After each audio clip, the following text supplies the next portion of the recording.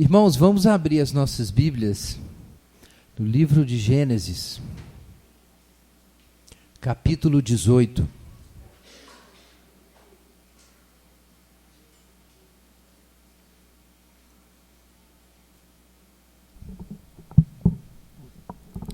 Gênesis 18, nós vamos ler capítulo 18 e um trecho do capítulo 19 também. E o nosso tema hoje é a hospitalidade de Abraão.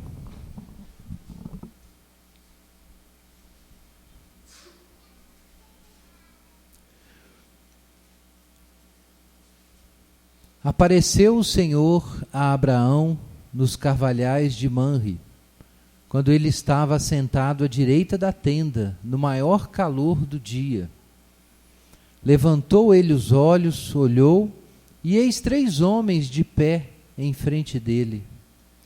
Vendo-os, correu da porta da tenda ao seu encontro, prostrou-se em terra e disse: Senhor meu, se acho mercê em tua presença, rogo-te que não passes do teu servo. Traga-se um pouco de água, lavai os pés e repousai debaixo desta árvore.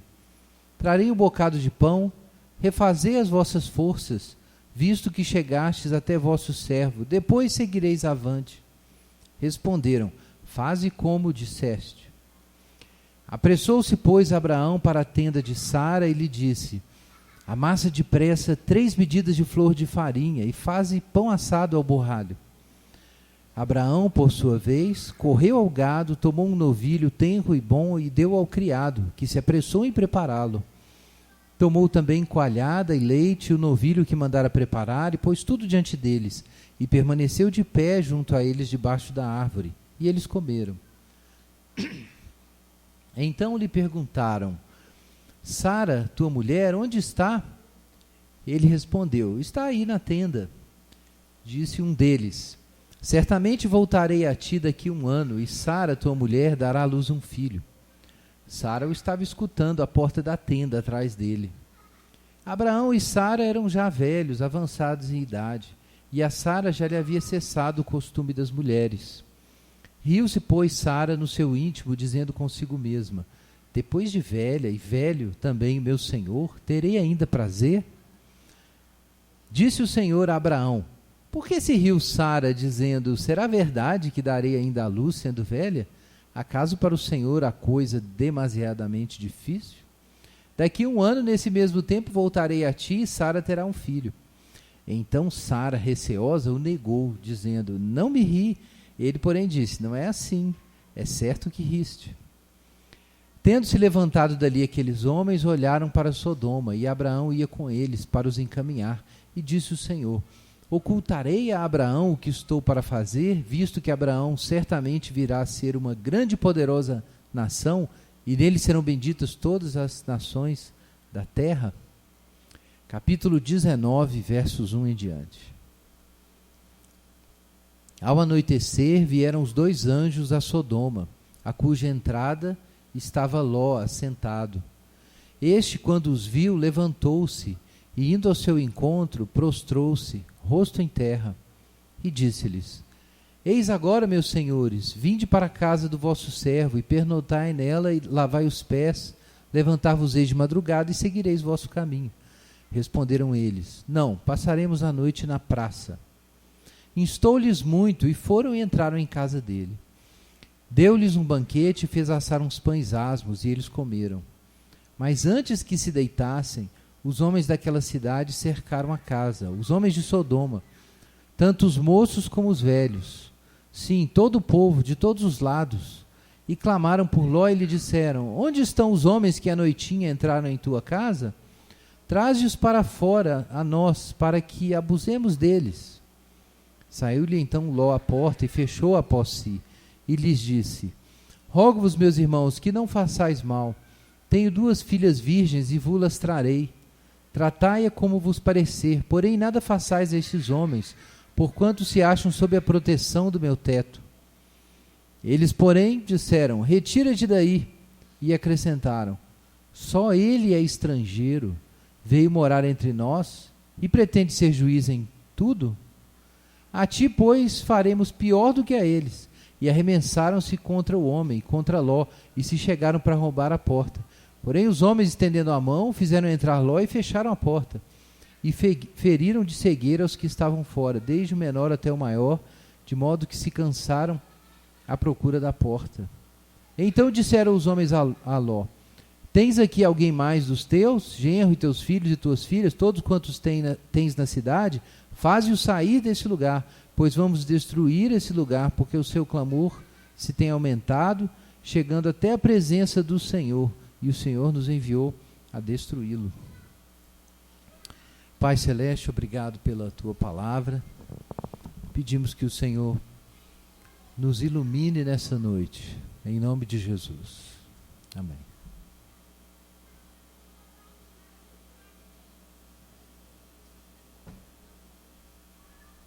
Irmãos, Abraão amadureceu bastante. E nós descobrimos aqui, depois do capítulo 17, quando Abraão finalmente entra no pacto, ou faz a sua parte, e circuncida toda a sua casa, como parte do seu compromisso de aliança com Deus. Então agora, Abraão está numa nova posição. Abraão já caminhou bastante por aquela terra. Abraão já entendeu que ele tem que abençoar a terra, mas sem ser parte dela. Abraão aprendeu que ele não pode se acovardar e fugir das ordens de Deus para ele. Isso não significa que ele não vai errar de novo, como nós vamos ver. Mas Abraão já aprendeu bastante nesse caminho longo que Deus deu para ele. Abraão ouviu a voz de Deus. Deus disse que ia dar uma terra, uma descendência, um nome. E ele obedeceu a Deus, apesar das dificuldades, como nós temos examinado no texto bíblico. Mas ele foi aprendendo aos poucos que o plano de Deus não era simplesmente de lhe dar muitas coisas, de lhe dar bênçãos.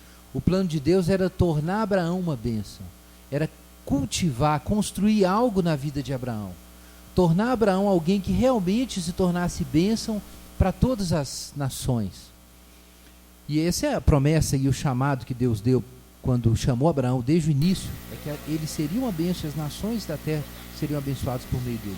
Semana que vem nós vamos falar sobre como Abraão avançou nisso e como Deus dá para Abraão a possibilidade de interceder pelos homens. Nós vamos falar sobre isso, a intercessão de Abraão. Essa afirmação que nós temos no capítulo 18, verso 16, final do primeiro trecho de leitura, quando Deus diz: eu vou ocultar alguma coisa a Abraão, esse homem que eu escolhi para abençoar todas as nações. Então a gente vê que Abraão agora está numa outra posição, ele está cooperando com Deus na sua relação com os homens. Mas antes da gente tratar disso, eu queria falar sobre como é que Abraão recebeu o Senhor quando o Senhor se manifestou. E o capítulo 18 começa dizendo isso, que Deus apareceu para Abraão nos carvalhais de Manre. E a gente fica sabendo no começo do texto que era Deus, porque o texto diz isso. Porque logo depois dessa introdução, desse cabeçalho, o texto bíblico diz que chegaram 3 homens. Eles estavam ali próximo dos carvalhais de Manre, e aí ele levantou os olhos e viu 3 homens. E esses homens estavam se aproximando da tenda. E o texto, desse ponto em diante, é deliberadamente ambíguo. Se é o Senhor, por que são 3 homens? Isso é uma coisa curiosa, um detalhe curioso desse texto. A gente não sabe, pelo texto, quando exatamente Abraão entendeu que era o próprio Senhor. A gente percebe que ele trata essas pessoas com muita deferência, né? Diz o versículo 2, que ele viu os homens e correu da porta da tenda ao seu encontro, prostrou-se em terra e disse: Senhor meu, se acha mercê em tua presença, rogo-te que não passe o teu servo, traga-se um pouco de água, lavai os pés e repousai debaixo dessa árvore. Talvez você lendo isso fale: é claro que Abraão já estava totalmente certo de que era o próprio Senhor. É possível, mas a gente sabe que havia esse costume no mundo antigo de tratar com muita deferência e muito respeito os hóspedes. E isso era típico, inclusive, da cultura hebraica. A gente sabe que era um princípio moral entre os hebreus. Não só por causa da consciência da graça, da misericórdia de Deus. Não só por isso, mas pela experiência que eles viveram. A gente sabe, está no Pentateuco, eu ensino muito claramente, de que como o povo tinha sido estrangeiro, no Egito, que eles tinham que tratar bem os estrangeiros no meio deles. Mas isso começou antes, né? A gente vem aqui no caso de Abraão, a prática da hospitalidade. Essa prática de hospitalidade era muito forte naquela região. Era uma coisa levada muito a sério. Não era só uma regra de etiqueta, era um princípio de relações humanas. Isso é diferente do mundo de hoje. No mundo de hoje a gente tem meio que essa atitude blasé, né? Que é muita informação, é muita gente que a gente encontra. Então a gente tem aquele hábito, que é um hábito de sobrevivência psicológica. Você entra no ônibus, você não sai conversando com todo mundo, porque é muita energia emocional para você gastar com tanta gente que você encontra na cidade grande. Então as pessoas passam umas pelas outras sem muita interação. E quanto maior a cidade, mais impessoais as relações ficam. E a gente tem esse tipo de regra social, de você deixar o outro quieto no canto dele. Mas no mundo antigo não funcionava sempre assim, não funcionava exatamente assim. E nós temos aqui um exemplo da hospitalidade de Abraão. A gente sabe que, com certeza, Abraão está seguindo aqui costumes de hospitalidade típicos da época e da região. Mas a gente percebe também que a intensidade é um pouco exagerada. Realmente ele fala que se ele acha mercê na presença do Senhor, que ele fique na casa dele, que coma com ele.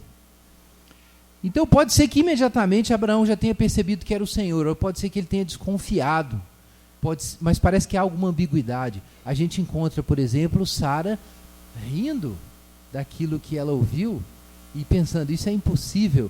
A presença daqueles 3 homens não devia ser muito impressionante, porque se o Senhor tivesse aparecido num carro de fogo, cercado de querubins, né, com o céu se abrindo e luzes celestiais descendo sobre a tenda, a Sara não ia rir, irmãos. Não ia rir. Por que a Sara riu? Porque a situação parecia muito ordinária, muito prosaica. Eram 3 homens lá que realmente está estranho. Por que o Abraão está tratando esses homens desse jeito? Talvez Abraão já tivesse sacado que não eram só 3 homens.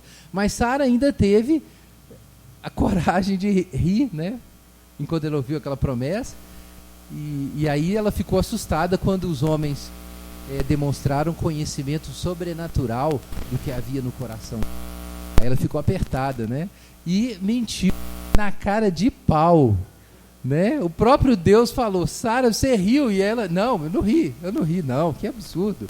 Eu acho que a Sara não sabia bem com quem ela estava falando, apesar de ter se assustado. Mas, gente, vejam só, chegam 3 homens, os homens tomaram sol, é a hora mais quente do dia, o texto destaca isso, e aí Abraão arruma uma sombra para esses homens, e arruma água, e arruma leite, traz pão, e manda preparar o novilho. Então, esses homens pareciam homens, e Deus se sentou ali com eles, e aqueles 2 anjos, né, sentaram com Abraão para comer. E comeram o novilho. Eu comentei hoje de manhã, irmãos, Deus não era vegano, não. Se Deus fosse vegano, ele não comia esse churrasco. Não comia. Mas Deus sentou e comeu carne. Não teve dó do pobre do novilho. E eles sentaram e comeram. E comeram, quer dizer, eram homens. Tudo indicava para Abraão que eram pessoas comuns. Pelo menos a aparência era ordinária, era comum, era típica. Era a aparência de seres humanos. Embora ele tivesse percebido que havia algo divino ali, eram pessoas. E esses homens se separaram, ficou um, depois os outros 2 desceram para Sodoma, e quando chegaram em Sodoma, para os homens de Sodoma, eles só eram bonitões. E só. Eles eram interessantes, mas eram homens. Eles não perceberam nada de especial. E é curiosa essa ambiguidade aqui. Por que Deus apareceu desse jeito? De uma forma que não era impressionante. De uma forma tão sutil. Deus apareceu de uma forma ambígua. Por que Deus aparece de uma forma ambígua? Ele aparece e você pode se confundir, achar que não é Deus. Os 2 anjos chegam e você pode se confundir e achar que não são anjos, são 2 homens que estão ali. Ainda mais porque eles têm todo o comportamento de homens. Eles têm que andar, eles têm que parar, deitar para dormir, descansar, têm que se alimentar, precisam de uma sombra da árvore. Então isso é a primeira coisa que chama atenção no texto, é essa ambiguidade do aparecimento de Deus. Mas Abraão já estava caminhando com Deus há um tempo, e ele percebeu que era Deus. Ao longo da narrativa você acaba notando isso, que Abraão sabia sim com quem estava falando. Pode ter sido no primeiro instante, ou pode ter sido alguns minutos depois, mas ele percebeu que ele estava falando com Deus que fez as promessas. Na verdade, aí no capítulo 18, chega um ponto que o próprio Deus diz, né, que em 1 ano eles seriam visitados e Sara teria um filho. Então ali não havia mais dúvida com quem é que Abraão estava falando. Mas eu quero destacar isso. No primeiro momento eram simplesmente 3 homens. 3 homens apareceram para Abraão. E era Deus. Deus e os seus anjos apareceram para Abraão. É claro que nós temos aqui algo para elogiar o próprio Abraão. Vamos pensar que Abraão fosse alguém que não gosta de receber estranhos, que não está com o coração aberto para o outro, que não quer saber de quem está passando na rua. Não, esses 3 homens estão sem um camelo, sem uma mula, eles não têm servos com eles, eles não têm bens, eles estão simplesmente passando aqui, nesse lugar quente. Vamos cuidar da sua vida. Abraão podia ter visto os 3 homens e fechado a porta da sua tenda. Podia ter entrado lá para dentro, arrumado uma ocupação, para não se incomodar com ninguém. Existe algo aqui diferente no comportamento de Abraão. E é interessante ver que o Ló tinha esse mesmo comportamento. O Ló está ali na porta da cidade, então ele vê aqueles 2 homens chegando e imediatamente ele oferece a casa. Imediatamente ele abre a casa para esses homens entrarem. Será que Ló sabia quem eram esses homens? Eu acredito que não. Ló vai descobrir isso aos poucos. Abra sua Bíblia em Hebreus, capítulo 13.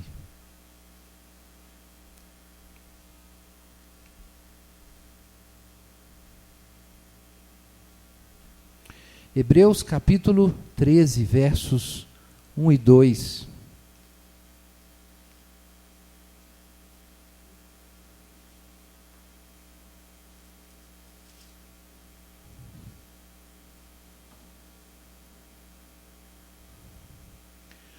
Seja constante o amor fraternal. Não negligencieis a hospitalidade, pois alguns, praticando-a sem o saber, acolheram anjos. Vejam que coisa, irmãos. Sem o saber. Acabaram sabendo. Mas como é que alguém pode acolher anjos sem o saber? Só tem uma explicação para isso. É que eles vêm escondidos. Ou como um teólogo disse, Deus às vezes se manifesta se ocultando. Você espera que Deus vai se manifestar de uma forma evidente, clara. Não é assim? Não é assim que os ateus pedem? É o que Bertrand Russell diz. Bertrand Russell, se você morrer e você chegar, é o filósofo inglês, analítico, você morrer e chegar no céu, descobrir que... No céu não, se encontrar com Deus e descobrir que Deus existe mesmo, o que você vai dizer para Deus? Aí o Russell disse assim, bom, eu vou dizer para ele que ele não deu provas suficientes de que ele existia, é por isso que eu não cria. Mas vejam que coisa, parece que a abordagem ali do autor de Hebreus é mais pascaliana, né? Ele fala o seguinte, na dúvida, abre a sua casa, porque vai que aparece um anjo lá. O Pascal dizia assim, na dúvida é melhor você crer, porque se você não crê e Deus existir, você está lascado. Mas se você não crê e Deus não existir, você não perdeu nada, você teve uma vida feliz na igreja. Então é melhor crer do que não crer. Mas o autor de Hebreus é um anacronismo, né, irmãos? Pascal vai depois. O autor de Hebreus diz isso. Alguns receberam anjos. Só que eles não sabiam que eram anjos. Por que Deus faz isso? Por que Deus faz essas piadas com a gente? Prega essas peças? Ele manda um anjo e manda um anjo vestido de gente, para você não saber que era um anjo. É uma peça que Deus prega, não é isso? O que a gente tem na Bíblia não é só de anjos no sentido literal. É claro que anjos podem aparecer literalmente. Nós vamos falar que anjos podem aparecer metaforicamente, pode ser só pessoas que são anjos na sua vida, mas pode ser anjos literais, como disse o autor de Hebreus, que é o que aconteceu aqui, exatamente o que aconteceu aqui em Gênesis 19. 2 anjos apareceram, ninguém sabia que eram anjos. Os homens de Sodoma não sabiam que eram anjos. Ló não sabia que eram anjos. Os genros, o pessoal da família, não sabia que eles eram anjos, mas eles eram. Na verdade, não só anjos podem aparecer, o próprio Deus pode aparecer e você não saber que Deus apareceu. Então isso complica as coisas. Isso complica, porque significa que Deus aparece para você, e pode aparecer para você, nas situações aparentemente mais ordinárias, mais comuns. No momento que você não acha que é Deus, que é a presença de Deus, você não está na hora da oração, não está na hora do culto, você não está nem bem com Deus, você não está sentindo nada, seu coração não está sendo movido pela presença de Deus, e aí Deus passou na sua frente e você não viu. Por que você não viu? Porque Deus se escondeu. É curioso pensar que Deus possa estar escondido e ao mesmo tempo presente. Porque a gente pensa assim, que Deus ou está ausente ou está presente. E quando Ele está presente, a gente sente, né? Não é isso que a Bíblia diz, não. A Bíblia dá vários indícios de que às vezes Deus está presente. Deus está do seu lado. E você não sabe. E Deus também não está se revelando, Ele está só ali, do lado. Está caminhando com você, está te acompanhando, está te vigiando. Ele vai te dizer alguma coisa pesada daqui a pouco, vai segurar as pontas. E você não está sentindo, mas significa que Ele não está ali. A gente vive uma cultura que tem dificuldade mesmo de acreditar no que não sente, né? Eu já mencionei isso, na época do Descartes era penso, logo existo, mas logo depois mudou. Percebo, né, logo existo. E a gente tem essa impressão de que só o que você percebe que é, né, que é real. Mas, de acordo com as Escrituras, o sentimento de Deus e a presença de Deus não são a mesma coisa. Muitos, sem saber, acolheram anjos. O que você tem que fazer com a existência?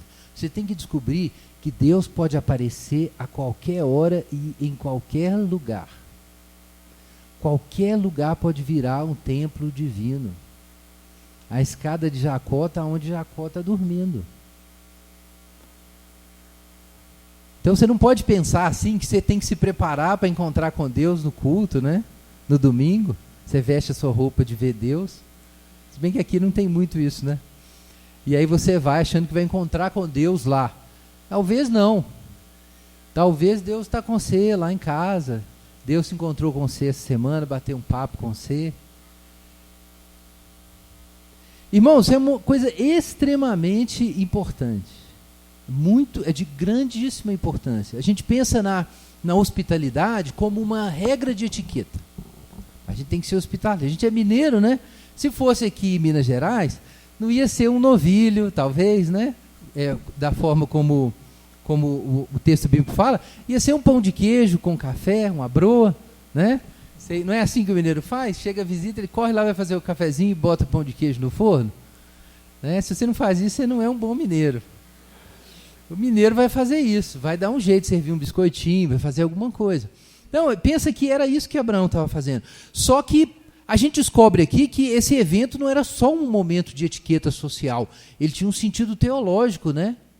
Porque se a gente vive nesse mundo estranho, em que anjos e o próprio Deus podem aparecer na sua casa para tomar café com pão de queijo, então o café com pão de queijo vira uma coisa teológica, vira coisa religiosa, é uma coisa muito séria, não é só regra de etiqueta a mais, véio.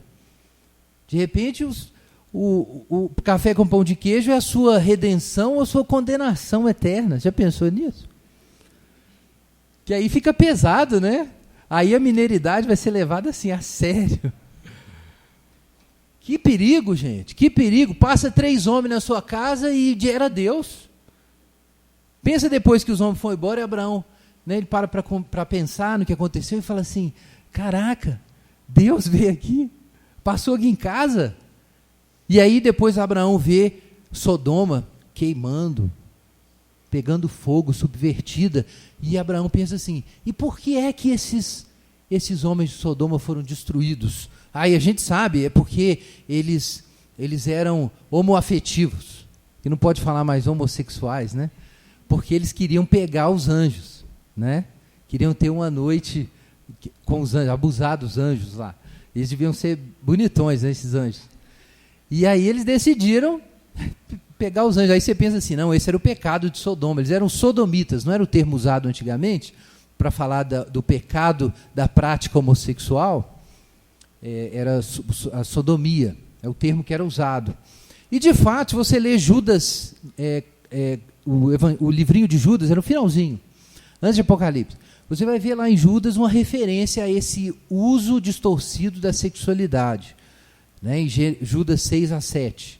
Então lá realmente fala desse pecado de Sodoma, como a inversão sexual. Mas não é exatamente esse o pecado de Sodoma.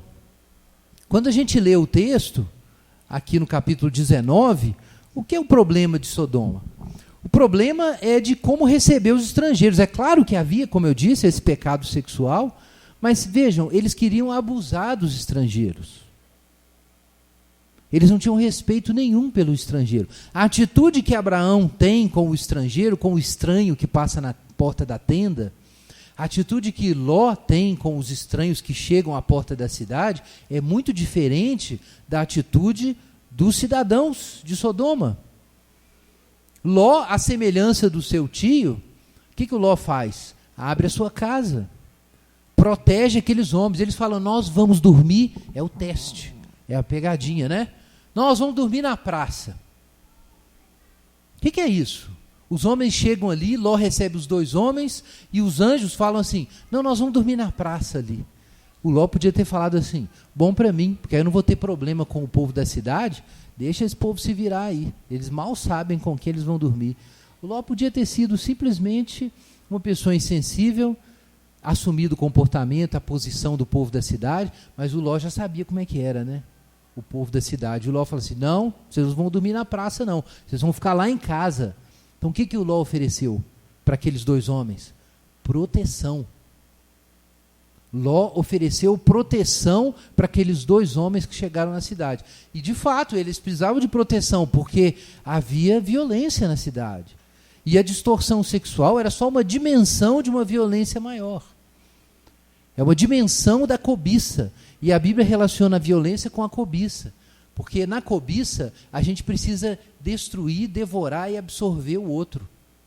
A gente tem falado muito sobre isso aqui, né? Quando você perde a sua relação com Deus, abre dentro do seu coração um buraco de vazio infinito. Uma concupiscência infinita começa a crescer dentro de você e você começa a sentir uma sede imensa. Para quem gosta de Tolkien, igual um Goliath, aquela aranha terrível do Silmarillion. E você vai querer devorar o que estiver próximo. E isso significa que você vai precisar devorar as pessoas e usar as pessoas. E daí vem a promiscuidade sexual. É um resultado da falta de Deus. É o contrário do que o Freud fala, né? Na verdade, a falta de Deus é que vai tornar esses desejos sexuais incontroláveis. É a falta da comunhão com Deus, da alegria na presença do próprio Deus. Então, isso vai tornar certas coisas impossíveis de controlar na sua vida. Mas, irmãos, então o que nós temos? Homens de violência, controlados pela sua cobiça, que vão devorar quem se aproximar. E o Ló sabe disso, então ele quer proteger esses homens. Não significa que o Ló era um cara totalmente certo, não. E a gente sabe disso. O Ló já tinha se comportado mal antes, porque ele ficou com os olhos grandes na grama verde daquela região ali, próximo do Mar Morto. E é por isso que, como dizia Calvino, eu mencionei isso, quando eles foram decidir para onde ia cada um, o Ló achou que estava indo para o Éden, mas estava indo para a porta do inferno, né? Quando foi morar perto de Sodoma. Então o Ló não era uma pessoa, embora fosse um justo, não era uma pessoa totalmente correta. E a gente encontra aqui o Ló falhando várias vezes. E aqui a gente tem mais uma. Apesar dele ainda ser justo e ainda ser protegido por causa do seu tio, o que ele faz? Naquele momento de desespero, para proteger aqueles homens, o seu raciocínio ainda é um raciocínio moral distorcido. Ele ainda fala, não, fiquem com minhas filhas, né? Mas eu quero proteger esses homens. Havia algo de puro, sim, no coração de Ló, mas não totalmente. como outros homens bíblicos e outros patriarcas, os padrões morais deles ainda estavam muito abaixo, dos padrões de Jesus Cristo, da revelação de Jesus, né? Então a gente tem aqui o desprezo típico das mulheres do mundo antigo sendo reproduzido pelos patriarcas, além de muitos outros pecados que eles cometiam. Mas a Bíblia não perdoa ninguém. Mesmo o principal símbolo de Jesus no Antigo Testamento, que é o rei Davi, a vida dele é apresentada com todas as cores. Tudo de sujeira que ele fez, os resultados ruins do que ele fez, está tudo na Bíblia. A Bíblia não é um livro de heróis humanos. A Bíblia é um livro da vitória da graça divina, a despeito do que os homens são. Então o Ló é sim um picareta também. Mas existe um elemento de justiça no coração de Ló. O Ló sabe que ele não pode ceder totalmente, embora ele ainda tente negociar com os sodomitas, ou os homens de Sodoma, coisa que Abraão não fazia. Quando o rei de Sodoma quis fazer uma negociata com Abraão, para Abraão ser um vassalo dele, ser protegido pelo exército da cidade, ao mesmo tempo ter amplos direitos ali na região, Abraão falou assim, não, olha, não quero saber de você, não quero saber de um tostão seu, fica com todo mundo, fica com o dinheiro. Abraão não fez pacto com o rei de Sodoma, a gente sabe disso. Ló não era tão firme. Tanto que o Ló desceu, foi morar ali, ele tinha uma importância na cidade, porque quando os dois homens estavam chegando, o Ló viu. Por que ele viu? Porque ele estava na porta da cidade. Quem ficava na porta da cidade? Eram os homens que tinham importância. Então ele realmente, de alguma forma, fez parte daquilo ali. Então por isso ele, ao mesmo tempo que ele quer proteger aqueles homens, ele quer negociar. E ele fala, não, vocês ficam com as mulheres e eu fico com os homens. Aí ele fica bem com o pessoal, né? E fica bem com os dois anjos que chegaram lá. Pela misericórdia de Deus, os anjos tiram Abraão e sua família antes da cidade ser destruída. Mais por causa da relação de Ló com Abraão do que pelo próprio Ló. Mas eu quero chamar a atenção dos irmãos para o que está no verso 9. Veja aí na sua Bíblia. Quando Ló fala assim, não, eu não posso deixar vocês tocarem nesses homens, porque eu estou protegendo esses homens. O que é que os homens de Sodoma dizem? Eles, porém, disseram, retira-te daí. E acrescentaram, só ele é estrangeiro, veio morar entre nós e pretende ser juiz em tudo. Irmãos, o que nós descobrimos aqui? Que esses homens não estavam dispostos a aprender com o justo Ló. Não estavam dispostos a ouvir o justo Ló. Abraão sabia muito bem que ele não podia viver com os homens de Sodoma. Porque os homens de Sodoma nunca iam ouvir Abraão. Nunca iam receber a palavra que Deus deu para a humanidade por meio de Abraão. E de fato Ló, que é o representante ali, eles não estão dispostos a ouvir. Ló é um estrangeiro. Ele não tem direito de julgar, de dizer o que é certo, de dizer o que é errado, de dizer o que aqueles homens querem fazer. Então o que nós percebemos aqui? O Ló quis fazer parte, mas na verdade ele não fez parte. Aqueles homens não estavam dispostos a receber o outro. Eles aguentavam Ló porque o Ló era rico e movimentou a economia local. Eu já disse que no caso de Abraão a gente tem a mesma história em mais de um lugar. O Ló era importante, movimentava a economia, tinha alguma influência, tinha conexões, era sobrinho de Abraão, então o pessoal tinha um respeito ali, mas não era um respeito com conteúdo moral. Esses homens, na verdade, desprezavam Ló, e no momento em que Ló confrontou a vontade deles, eles queriam matar o Ló também, sumir com Ló. Então o que a gente percebe aqui dos homens da terra? Esses homens não são capazes de receber o outro, a não ser por interesse. Mas no momento em que a voz divina fala por meio de Ló, então eles querem matar o Ló. No momento em que surgem os dois anjos, eles querem abusar dos anjos. Qual é o pecado de Sodoma? É o inverso do que Abraão fez. Abraão recebeu os homens, Sodoma rejeitou os homens. Abraão estava aberto para o outro que passou na sua porta. Antes de saber quem era, esses homens queriam abusar daquelas pessoas antes de saber quem elas eram. Abra sua Bíblia em Ezequiel, capítulo 16.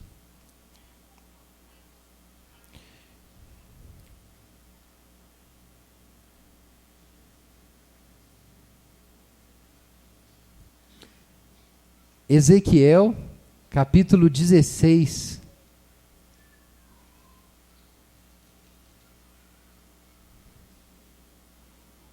versículos 48 a 50. Ezequiel 16, 48 a 50. Deus fala para Jerusalém. Jerusalém, de acordo com a palavra de Ezequiel, tinha se tornado pior do que Sodoma. Então, olha o que se diz aí do verso 48 em diante. Tão certo como eu vivo, diz o Senhor Deus, não fez Sodoma, tua irmã, ela e suas filhas, como tu fizeste, e também tuas filhas.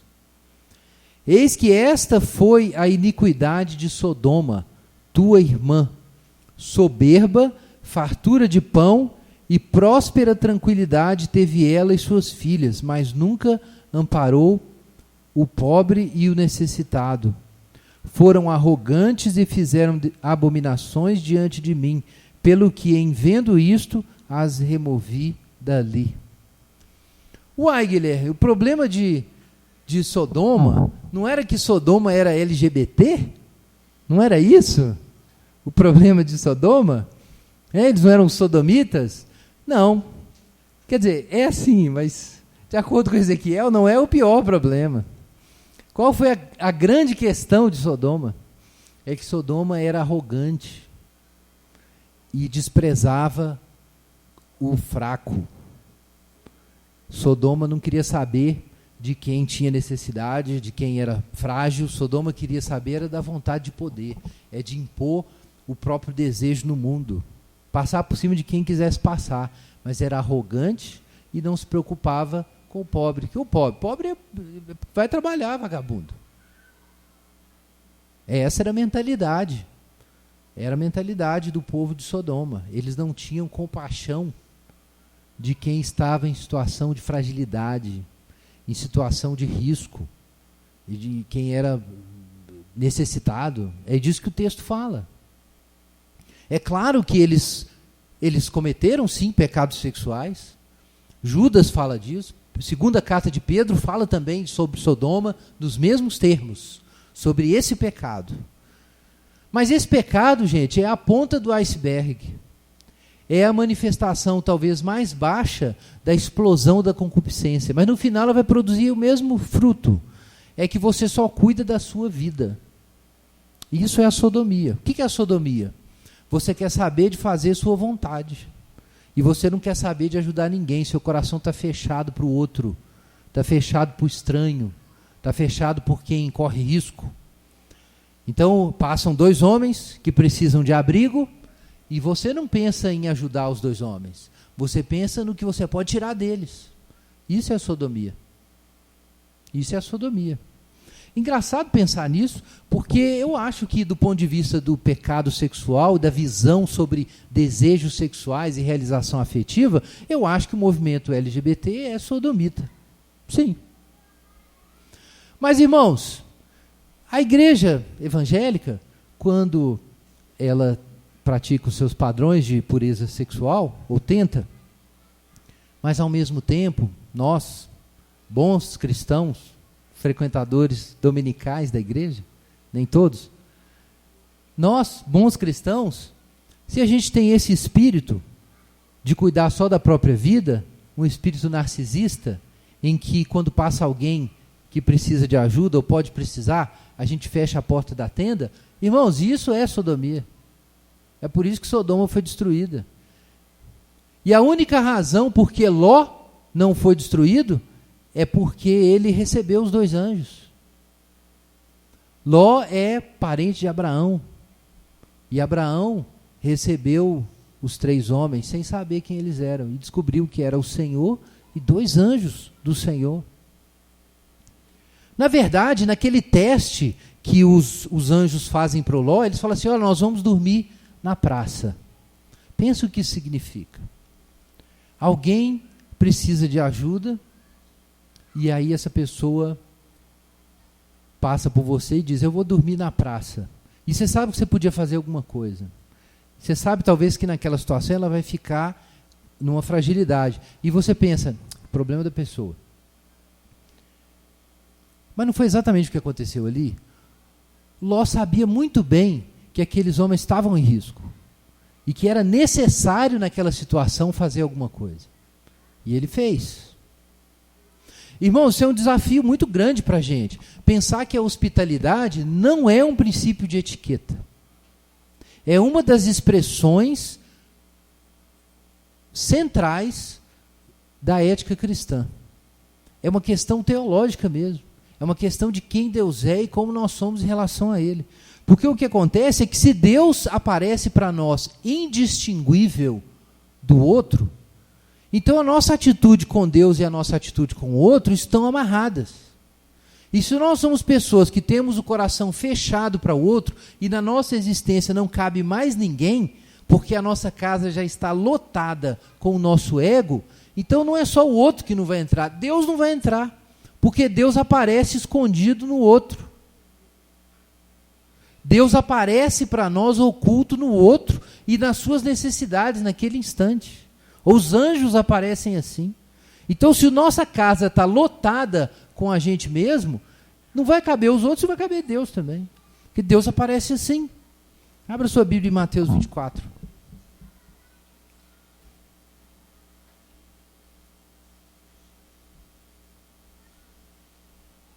Mateus 25, perdão, versos 31 em diante.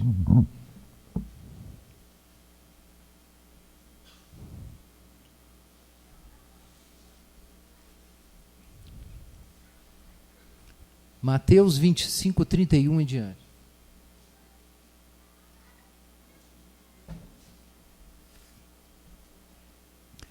Quando vier o Filho do Homem, na sua majestade, todos os anjos com ele, então se assentará no trono da sua glória, e todas as nações serão reunidas em sua presença, e ele separará uns dos outros, como o pastor separa os cabritos das ovelhas. E porá as ovelhas à sua direita, mas os cabritos à esquerda. Então dirá o rei aos que estiverem à sua direita: Vinde, benditos de meu Pai, entrai na posse do reino que está preparado desde a fundação do mundo. Porque tive fome e me destes de comer, tive sede e me destes de beber, era forasteiro e me hospedastes, estava nu e me vestistes, enfermo e me visitastes, preso e fostes ver-me. Então perguntarão os justos: Senhor, quando foi que te vimos com fome e te demos de comer, ou com sede e te demos de beber? E quando te vimos forasteiro e te hospedamos, ou nu e te vestimos? E quando te vimos enfermo ou preso e te fomos visitar? O rei respondendo lhes dirá: Em verdade vos afirmo que sempre que o fizestes a um destes meus pequeninos irmãos, a mim o fizestes. Irmãos, vejam isso. Eu disse que você tem que ficar de olho, porque de repente o próprio Deus pode aparecer na sua casa, pessoalmente, como apareceu para Abraão.